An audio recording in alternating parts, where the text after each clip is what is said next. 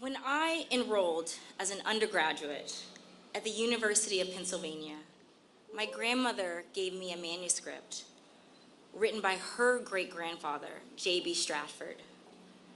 It was a memoir that began with J.B.'s father buying his own freedom from enslavement in Versailles, Kentucky, and continued through J.B.'s life as a successful business owner and hotelier in Tulsa, Oklahoma. It was by reading this memoir that I understood a part of family history that had only been spoken about in whisper. The Tulsa Race Massacre that had destroyed our family business and criminalized our patriarch, J.B. Stratford.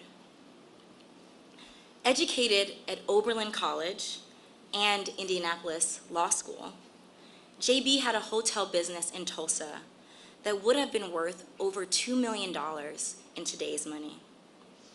His hotel, the 54-room Stratford Hotel on the historic Greenwood Avenue, was sacked and burned to the ground during the Tulsa Race Massacre of 1921, along with over 30 square blocks of Black-owned property, causing him to flee to Kansas and later to Chicago to save his own life.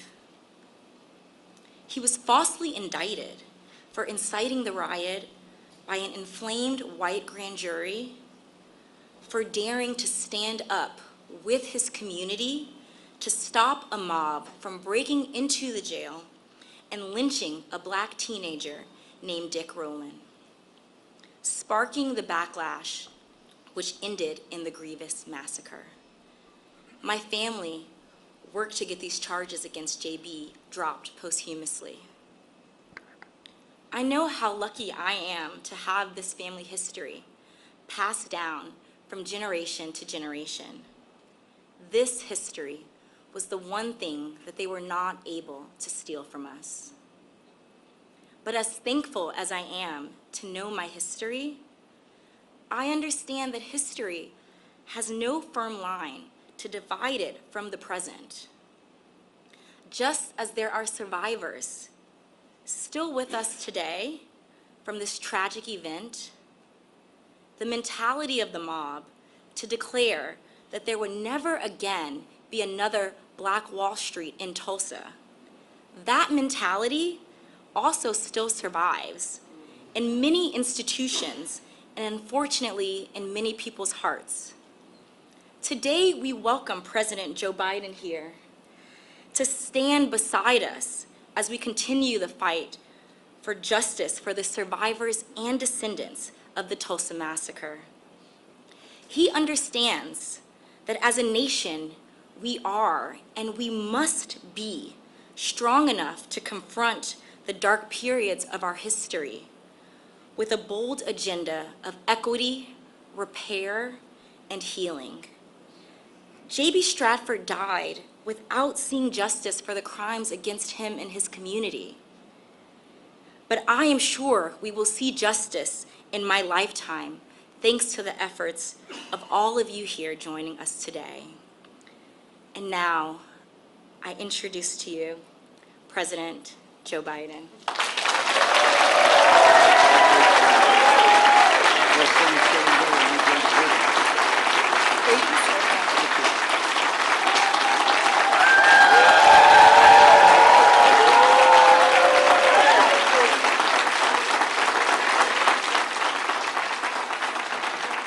Thank you. Please, if you have a seat, sit down. And I got to make one check here.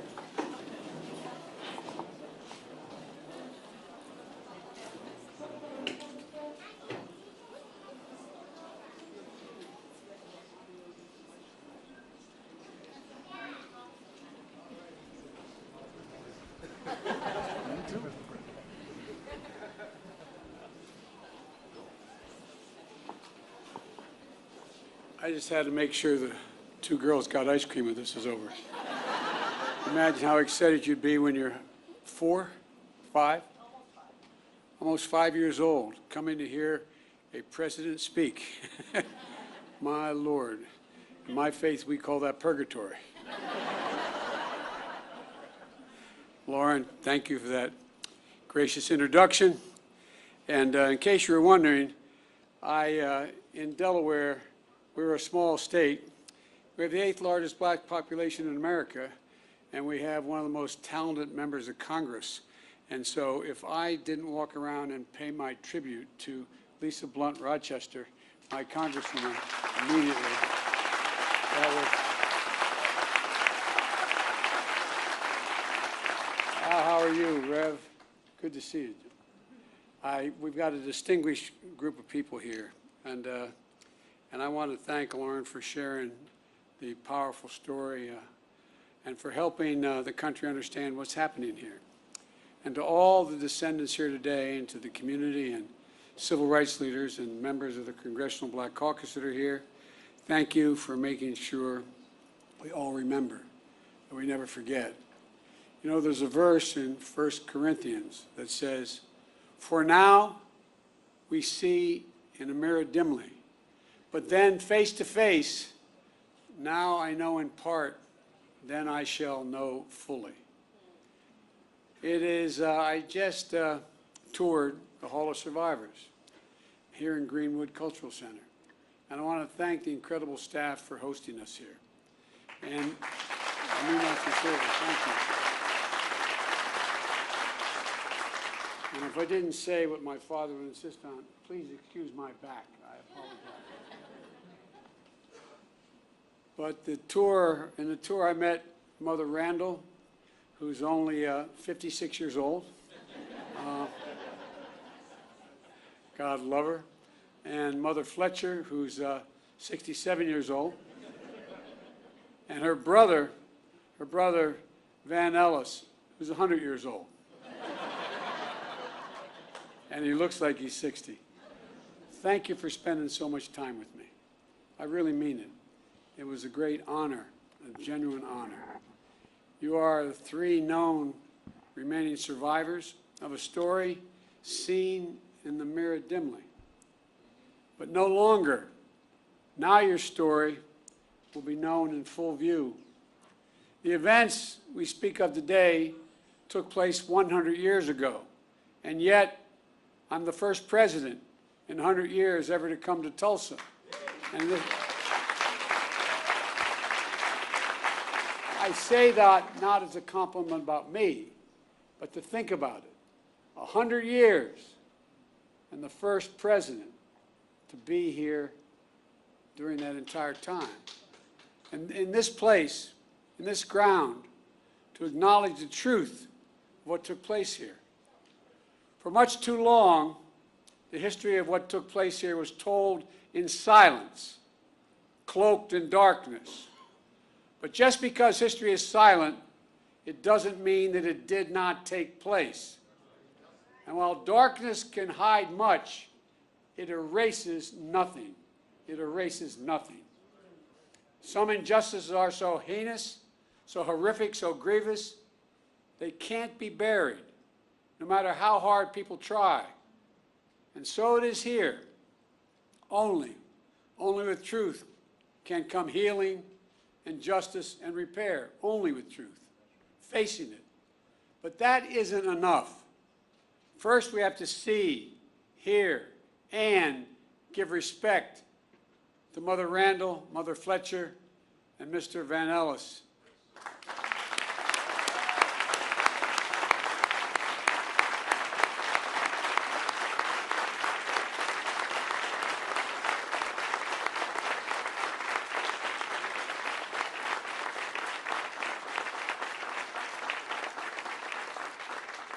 And to all those lost so many years ago, to all the descendants of those who suffered, to this community, that's why we're here, to shine a light, to make sure America knows the story in full. May 1921, formerly enslaved black people and their descendants are here in Tulsa, a boomtown of oil and opportunity and a new frontier. On the north side, across the rail tracks that divided the city already segregated by law, they built something of their own, worthy of their talent and their ambition. Greenwood, a community, a way of life. Black doctors and lawyers, pastors, teachers, running hospitals, law practices, libraries, churches, schools. Black veterans, like the man I had the privilege of giving a command coin to, who fought, volunteered and fought and came home and still face such prejudice.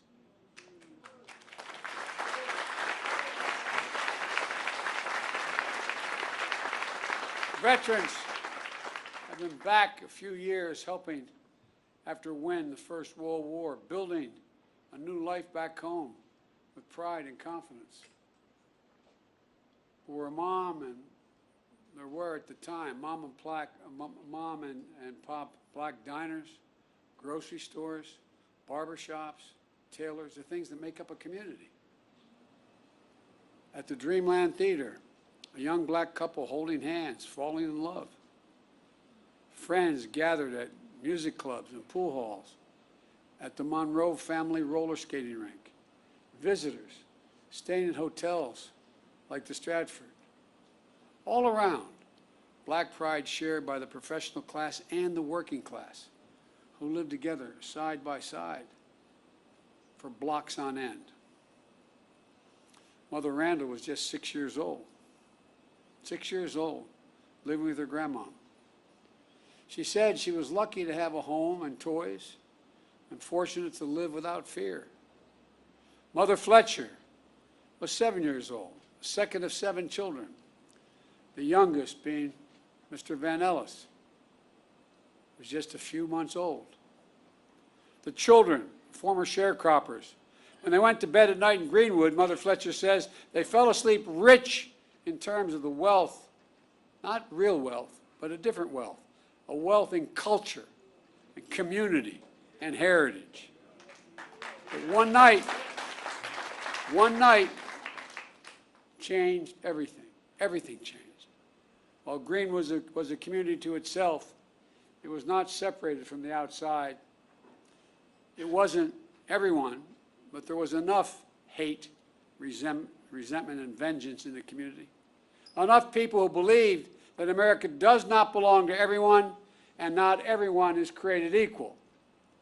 Native Americans, Asian Americans, Hispanic Americans, Black Americans, a belief enforced by law, by badge, by hood, and by noose that speaks to that lit the fuse. It lit it by the spark that it provided. A fuse of fury was an innocent interaction that turned into a terrible, terrible headline allegation of a black male teenager attacking a white female teenager. A white mob of 1,000 gathered around the courthouse where the black teenager is being held. Ready to do what still occurred, lynch that young man that night. But 75 black men, including black veterans, arrived to stand guard. Words were exchanged, then a scuffle, then a shots fired. Hell was unleashed. Literal hell was unleashed. Through the night and into the morning, the mob terrorized Greenwood, torches and guns, shooting at will. A mob tied a black man by the waist to the back of their truck with his head banging along the pavement as they drove off. A murdered black family draped over the fence of their home outside. An elderly couple knelt by their bed praying to God with their heart and their soul when they were shot in the back of their heads. Private planes dropping explosives. The first and only domestic aerial assault of its kind on an American city, here in Tulsa. 8 of Greenwood's nearly 24 churches burned like Mount Zion across the street at Vernon AME. Mother Randall said it was like a war. Mother Fletcher says all these years later, she still sees black bodies around. The Greenwood newspaper publisher, A.J. Smitherman penned a poem of what he heard and felt that night. And here's the poem. He said, "Kill them, burn them, set the pace, teach them how to keep their place. Reign of murder, theft, and plunder was the order of the night." That's what he remembers in the poem that he wrote.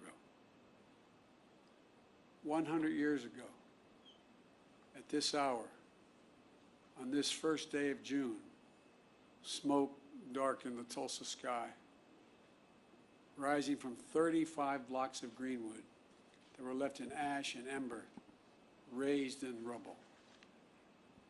Less than 24 hours, 1,100 black homes and businesses were lost. Insurance companies, they had insurance, many of them, rejected claims of damage. 10,000 people were left destitute and homeless, placed in internment camps. As I was told today, they were told, "Don't you mention you were ever in a camp, or we'll come and get you." That's what survivors told me. Yet no arrests of the mob were made, none. No proper accounting of the dead. The death toll records by local officials said there were 36 people. That's all, 36 people. Based on studies, records, and accounts, the likely number is much more in the multiple of hundreds. Untold bodies dumped into mass graves. Families who at a time waited for hours and days to know the fate of their loved ones are now descendants who have gone 100 years without closure. But you know, as we speak, the process of exhuming the unmarked graves has started. And at this moment, I'd like to pause for a moment of silence for the fathers, the mothers, the sisters, sons and daughters, friends of God and Greenwood. They deserve the dignity and they deserve our respect. May their souls rest in peace.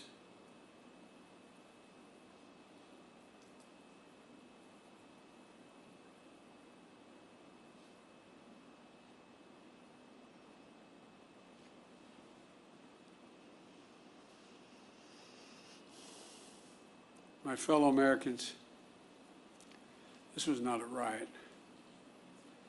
This was a massacre.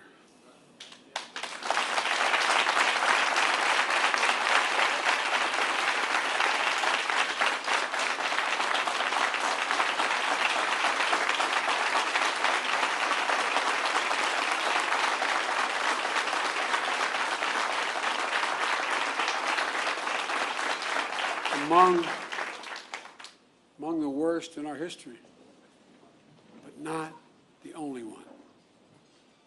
And for too long, forgotten by our history. As soon as it happened, there was a clear effort to erase it from our memory, our collective memories, from the news and everyday conversations. For a long time, schools in Tulsa didn't even teach it, let alone schools elsewhere. And most people didn't realize that a century ago, the second Ku Klux Klan had been founded. The second Ku Klux Klan had been founded. A friend of mine, John Meacham, I'd written when I said I was running to restore the soul of America. He wrote a book called The Soul of America, not because of what I said. And there's a picture about page 160 in the book showing over 30,000 Ku Klux Klan members in full regalia, Reverend, pointed hats, the robes, marching down Pennsylvania Avenue in Washington, D.C., Jesse, you know all about this. Washington, D.C. If my memory is correct, there were 37 members of the House of Representatives who were open members of the Klan. There were 5, if I'm not mistaken, could have been 7, I think it was 5, members of the United States Senate, open members of the Klan. Multiple governors were open members of the Klan. Most people didn't realize that a century ago, the Klan was founded just 6 years before the horrific destruction here in Tulsa. And one of the reasons why it was founded was because of guys like me who are Catholic. It wasn't about African Americans then. It was about making sure that all those Polish and Irish and Italian and Eastern European Catholics who came to the United States after World War I would not pollute Christianity. The flames from those burning crosses torched every region of the country. Millions of white Americans belonged to the Klan, and they weren't even embarrassed by it. They were proud of it. And that hate became embedded systematically and systemically in our laws and our culture. We do ourselves no favors by pretending none of this ever happened, or it doesn't impact us today, because it does still impact us today. We can't just choose to learn what we want to know and not what we should know.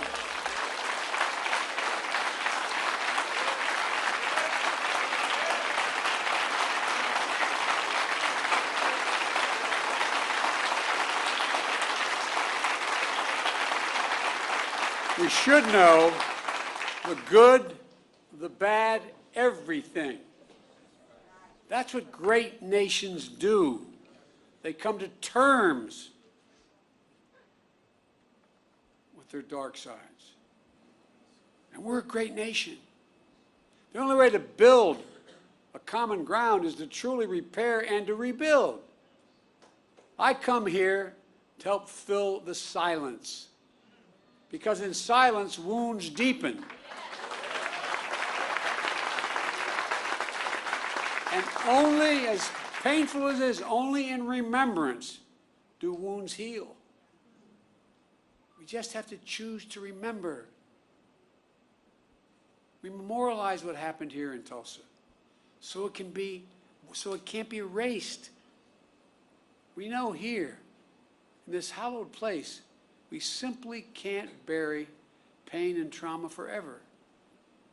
And at some point, there'll be a reckoning, an inflection point, like we're facing right now as a nation. What many people hadn't seen before, or simply refused to see, cannot be ignored any longer. You see it in so many places. And there's greater recognition that for too long, we've allowed a narrowed, cramped view of the promise of this nation to fester.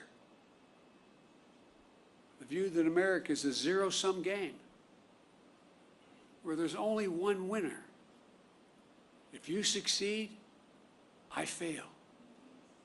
If you get ahead, I fall behind. If you get a job, I lose mine. And maybe worst of all, if I hold you down, I lift myself up. Instead of, if you do well, we all do well. We see that in Greenwood. This story isn't about the loss of life, but a loss of living, of wealth and prosperity and possibilities that still reverberates today. Mother Fletcher talks about how she was the only able to attend school in the 4th grade and eventually found work in the shipyards as a domestic worker. Mr. Van Ellis has shared how even after enlisting and serving in World War II, he still came home to struggle with a segregated America. Imagine all those hotels and dinners and mom and pop shops that could have been passed down this past 100 years. Imagine what could have been done for black families in Greenwood. Financial security and generational wealth. If you come from backlines like my family, working class, middle class families, the only way we ever able to generate any wealth was inequity in our homes. Imagine what they contributed then and what they could have contributed all these years. Imagine a thriving Greenwood in North Tulsa for the last 100 years. What that would have meant for all of Tulsa, including the white community. While the people of Greenwood rebuilt again in the years after the massacre, it didn't last. Eventually, neighborhoods were redlined on maps, blocking Black Tulsa out of home ownership. A highway was built right through the heart of the community. Lisa, I was talking about our west side, what 95 did after we were occupied by the military, after Dr. King was murdered. The community, cutting off black families and businesses from jobs and opportunity. Chronic underinvestment from state and federal governments denied Greenwood even just a chance of rebuilding. We must find the courage to change the things we know we can change. That's what Vice President Harris and I are focused on, along with our entire administration, including our Housing and Urban Development Secretary, Marcia Fudge, who's here today.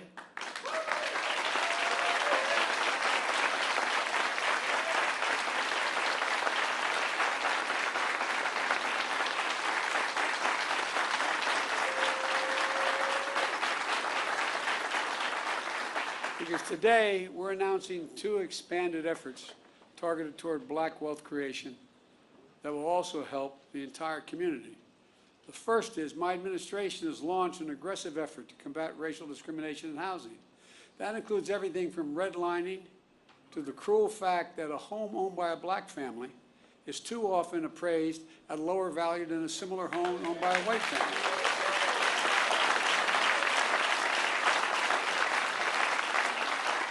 And I might add, and I need help if you have answered this one, I can't figure this one out, Congressman Horsford, but if you live in a black community and there's another one on the other side of the highway, it's a white community, it's built by the same builder, and you have a better driving record than the guy with the same car in the white community, you're getting paid more for your auto insurance. Shockingly, the percentage of black American homeownership is lower today in America than when the Fair Housing Act was passed more than 50 years ago. Lower today. That's wrong. And we're committed to changing that. Just imagine if instead of denying millions of Americans the ability to own their own home and build generational wealth, we made it possible for them to buy a home and build equity into that home and provide for their families. Second, small businesses are the engines of our economy and the glue of our communities. As president, my administration oversees hundreds of billions of dollars in federal contracts for everything from refurbishing decks of aircraft carriers to installing railings in federal buildings to professional services. We have a thing called, I won't go into it all, but there's not enough time now, but I'm determined to use every taxpayer's dollar that is assigned to me to spend going to American companies and American workers that build American products. And as part of that, I'm going to increase the share of the dollars the federal government spends to small disadvantaged businesses, including black and brown small businesses. Right now it calls for 10%. I'm going to move that to 15% of every dollar spent will be spent below. I have the authority to do that. Just imagine, instead of denying millions of entrepreneurs the ability to access capital and contracting, we made it possible to take their dreams to the marketplace to create jobs and invest in our communities. The data shows young black entrepreneurs are just as capable of succeeding given the chance as white entrepreneurs are. But they don't have lawyers, they don't have accountants, but they have great ideas.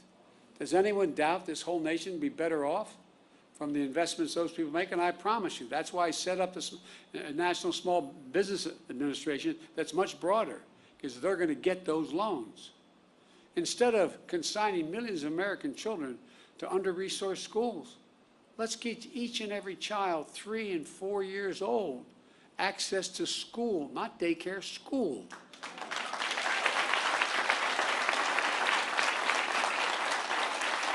In the last 10 years, studies have been done by all the great universities. It shows that it will increase by 56% the possibility of a child, no matter what background they come from, no matter what.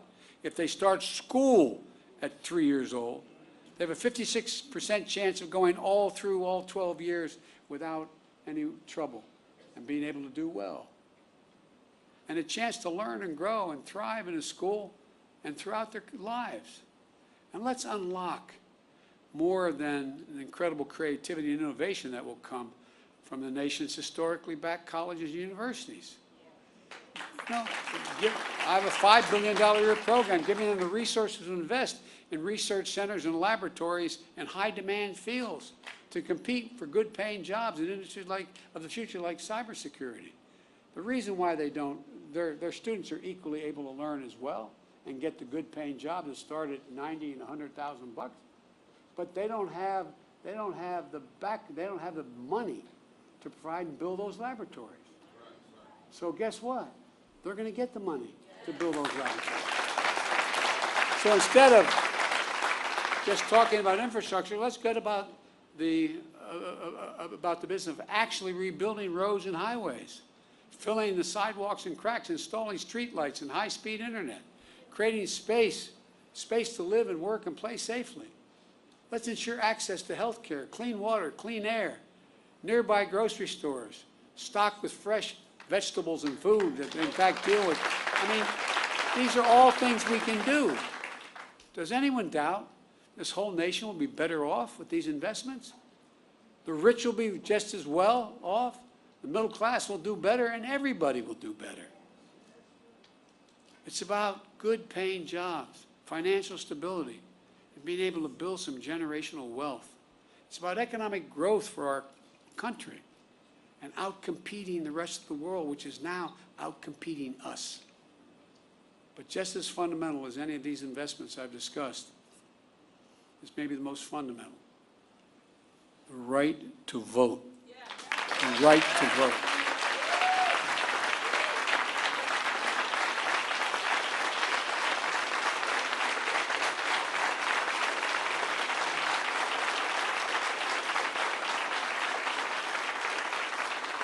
A lot of the members of the Black Caucus knew John Lewis better than I did, but I knew him.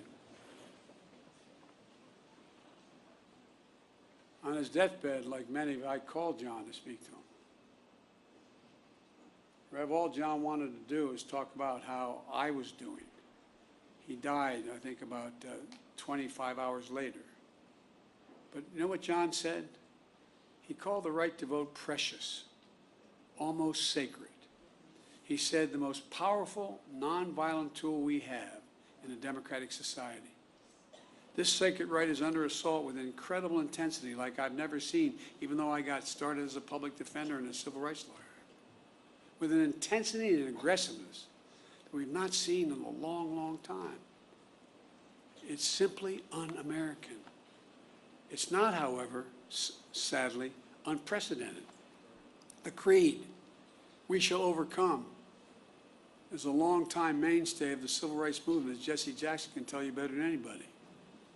The obstacle to progress that have to be overcome are a constant challenge.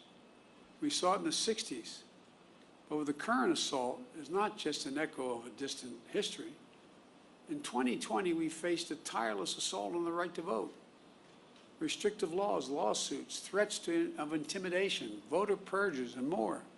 We resolved to overcome it all, and we did. More Americans voted in the last election than in the midst of a pandemic, than any election in American history. You got voters registered. You got voters to the polls. The rule of law held. Democracy prevailed. We overcame. But today, let me be unequivocal. I've been engaged in this work my whole career, and we're going to be ramping up our efforts to overcome again. I will have more to say about this at a later date, a truly unprecedented assault on our democracy, an effort to replace nonpartisan election administrators and to intimidate those charged with tallying and reporting the election results. But today, as for the act of voting itself, I urge voting rights groups in this country to begin to redouble their efforts now to register and educate voters. And in June should be a month of action on Capitol Hill. I hear all the folks on TV saying, why doesn't Biden get this done? Well, because Biden only has a majority of effectively 4 votes in the House and a tie in the Senate, with 2 members of the Senate who vote more with my Republican friends. But we're not giving up. Earlier this year, the House of Representatives passed For the People Act to protect our democracy. The Senate will take it up later this month, and I'm going to fight like heck with every tool at my disposal for its passage. The House is also working on the John Lewis Voting Rights Act, which is critical to providing new legal tools to combat the new assault on the right to vote. To signify the importance of our efforts, today I'm asking Vice President Harris to help these efforts and lead them among her many other responsibilities. With her leadership and your support, we're going to overcome again, I promise you, but it's going to take a hell of a lot of work. And finally, we must address what remains the stain on the soul of America. What happened in Greenwood was an act of hate and domestic terrorism with the through line that exists today still. Just close your eyes. And remember what you saw in Charlottesville 4 years ago on television. Neo-Nazis, white supremacists, the KKK, coming out of those fields at night, Virginia, with lighted torches, the veins bulging on as they were screaming. Remember, just close your eyes and picture what it was. Well, Mother Fletcher said when she saw the insurrection at the Capitol on January the 9th, it broke her heart. A mob of violent white extremists, thugs, reminded her of what happened here in Greenwood 100 years ago.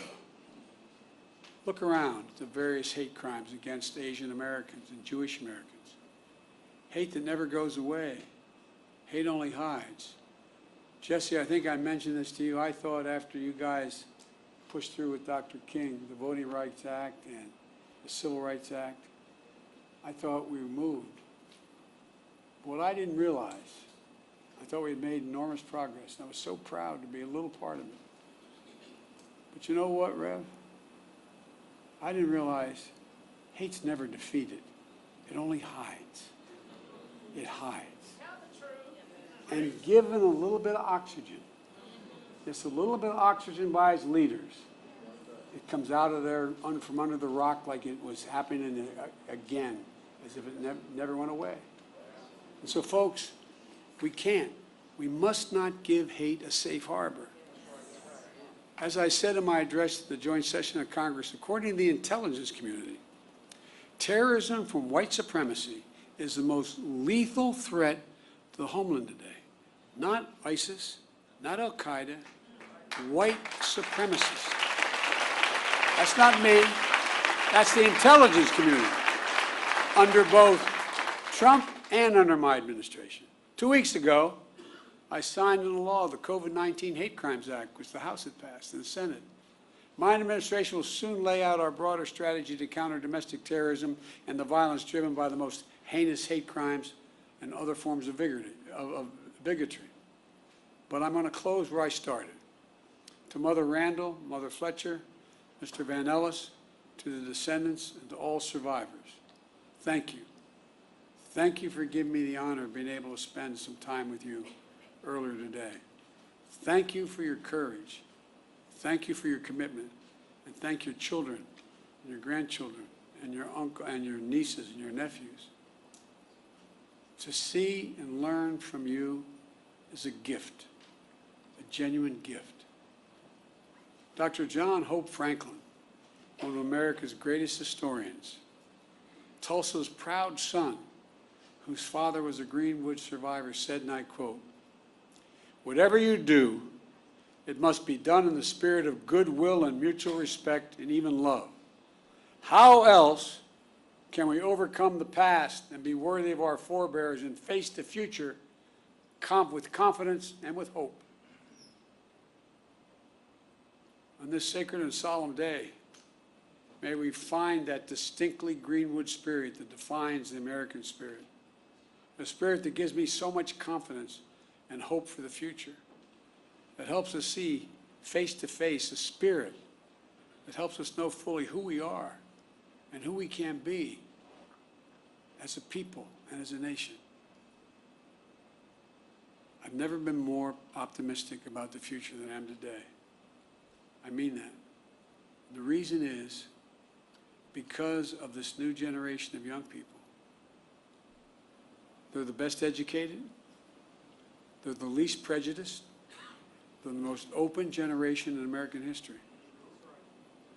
And although I have no scientific basis for what I'm about to say, but those of you who are over 50, how often did you ever see advertisements on television with black and white couples? Not a joke. I challenge you, find today, when you turn on the stations, sit on one station for 2 hours, and I don't know how many commercials you'll see, lay 8 to 5. 2 to 3 out of 5 have mixed race couples in them. That's not by accident. They're selling soap, man. Not a joke. Remember old Pat Goodell used to say, you want to know what's happening in American culture? Watch advertising. Because they want to sell what they have. We have hope. And folks like you, honey, I really mean it. We have hope, but we've got to give them support. We have got to give them the backbone to do what we know has to be done. Because I doubt whether any of you would be here if you didn't care deeply about this. You're sure the devil didn't come to hear me speak. But I really mean it. I really mean it. Let's not give up, man. Let's not give up. As the old saying goes, hope springs eternal. I know we've talked a lot about famous people, but my colleagues in the Senate used to always kid me because I was always quoting Irish poets. They think I did it because I'm Irish. They think I did it because, as we Irish, we have a little chip on our shoulder, a little bit sometimes. That's not why I did it. I did it because they're the best poets in the world. You can smile, it's okay, it's true. There's a famous poet who wrote a poem called The Curate Troy, Seamus Heaney. And there's a stanza in it that I think is the definition of what I think should be our call today for young people. He said, history teaches us not to hope on this side of the grave, but then, once in a lifetime, that longed-for tidal wave of justice rises up, and hope and history rhyme. Let's make it rhyme. Thank you.